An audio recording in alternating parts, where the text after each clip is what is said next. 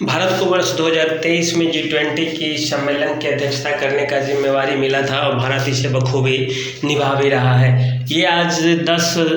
सितंबर का दिन है और आज अंतिम दिन था G20 सम्मेलन का और इस तरह से भारत ने इस पर करोड़ों रुपए खर्च किए हैं और बदले में भारत को क्या क्या मिला है, इसी पर हम अभी चर्चा करने जा रहे हैं। इसके लिए 2023-24 का जब बजट वित्त मंत्री निर्मला सीतारमण ने पेश किया था, उसी समय भारत को 990 करोड़ रुपए G20 के सम्मेलन पर खर्च करने के लिए प्रदान किए गए थे। इसके लिए इसके मदद से ही कई जगह पे सड़कों के किनारे फव्वारे लगाए गए, तो कहीं गुब्बारे, तो कहीं रंगाई पुताई की गई, तो कहीं भारत मंडपम का निर्माण किया गया, तो प्रगति मैदान को दुल्हन की तरह सजा भी दिया गया। रही बात जब गेस्ट हमारे भारत में आने लगे,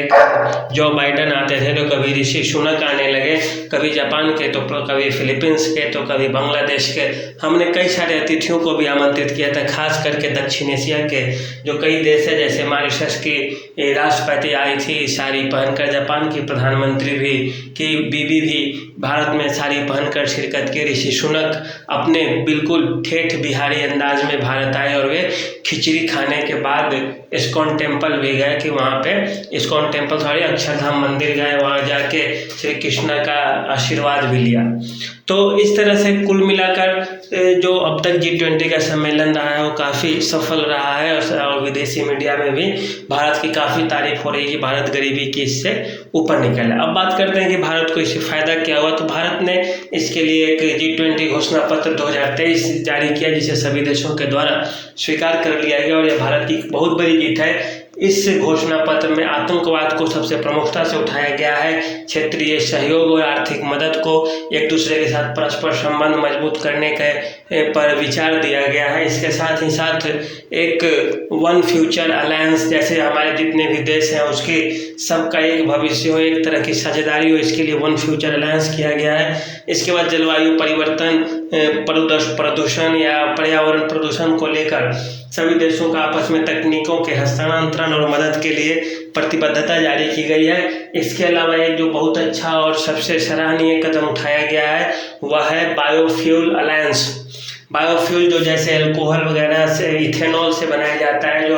कृषि अपशिष्टों से बनता है, उसके लिए जो तकनीक होती है उसके माध्यम से उसका एक्सपोर्टर पूरी दुनिया को निर्यात करने के लिए भारत ने एक संगठन बनाया है, जिसमें 3 देश शामिल हुए हैं, भारत है, ब्राज़ील है और संयुक्त राज्य अमेरिका है। तो इस तरह से एक बहुत बड़ी उपलब्धि हो गई भारत सरकार की कि हम एक नया अलायंस बना रहे हैं, नया गठबंधन बना रहे हैं और इसके माध्यम से अब तेल पर दुनिया की निर्भरता जब कम होने लगेगी तो हम बायोफ्यूल के माध्यम से, जो प्रदूषण कम करेगा, उसके माध्यम से सारी दुनिया को अपना